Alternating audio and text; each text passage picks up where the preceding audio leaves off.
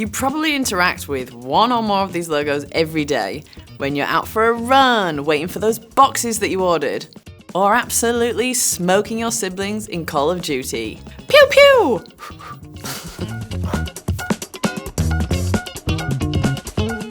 We'll start with the big guns. A logo so famous that Nike has pretty much secured cultural ownership over the word swoosh. Designed in 1971 by, get this, a graphic design student named Carolyn Davidson, the Nike logo mimics the wings of the Greek goddess of victory. Yep, this Nike. It also looks like a very swooshy check mark. Swooshy is a word, right? To make you think of getting things done, as in, just do it. With a fluid silhouette evoking motion and speed, the swoosh shows just how much brand messaging you can infuse into a seemingly simple, abstract design. Good job, Carolyn. Not bad for a quick freelance gig.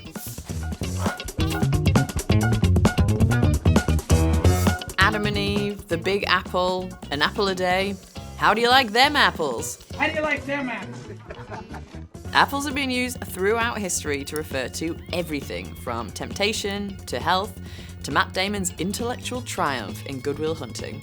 Why Apple chose a half-eaten piece of fruit as its pictorial mark is the stuff of legends. Some have said it was inspired by Alan Turing's fatal bite of a cyanide-laced apple, or that a bite is a clever visual pun on B-Y-T-E, bite. Now that would be clever, but it's a total coincidence. Designer Rob Yanoff has said that the bite makes a simple shape look more like an apple, and not just some random fruit like a cherry. But interest in the logo's history is a lesson in itself. It shows how design can contribute to the mythology of the brand as a whole. Though the Apple logo is a very literal interpretation of the word apple, it helps link that age-old earthy symbol with something far more contemporary and innovative. And it reads like a promise. What happens when you take a bite?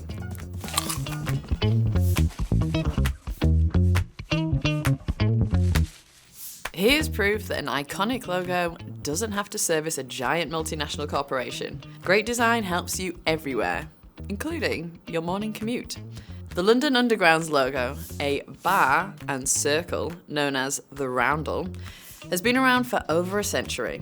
It's a simplified image of a wheel, along with a text bar that displays the name of a station. The development of the roundel helped originate the humanist sans serif typeface, a group of fonts that are simple and legible, and they're popular with public signage and advertising. The roundel is a great example of logo design that's easy to understand and reliable, perfect for when you're in a rush. When PlayStation decided to shift gears from 2D to 3D graphics for the development of its first video game consoles, the brand needed a new logo to match. In 1994, designer Manabu Sakamoto created a 3D-inspired optical illusion with an upright P and a flat S. Have you ever noticed how the S looks like a little racetrack too? Fun, right? The logo helped PlayStation demonstrate its commitment to the new technology, while giving us a feel for the immersive world of a 3D video game. And now, the only logo on our list that's distinctly and proudly pink. Barbie pink, in fact. The Barbie logo has gone through several changes since the doll was introduced by the Mattel Toy Company in 1959. But the original graphic designer, Mary Kate McDevitt, set the foundation for the brand's visual identity, creating a bright pink typeface that was fun, feminine, and playful. This was a big deal, because the revolutionary thing about Barbie is that she was the first major children's doll to look like a young, professional woman, though not exactly an anatomically accurate one.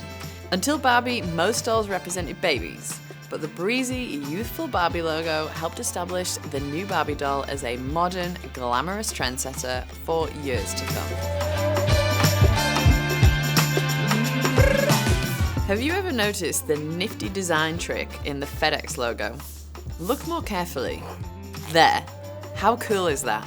Logo designer Lyndon Leader used negative space to form an arrow between the E and the X, conveying speed and direction. Funnily enough, it was an accident. Leader only noticed he'd inadvertently made an arrow after playing around with 400 versions of the design. The FedEx logo is a stellar example of less is more.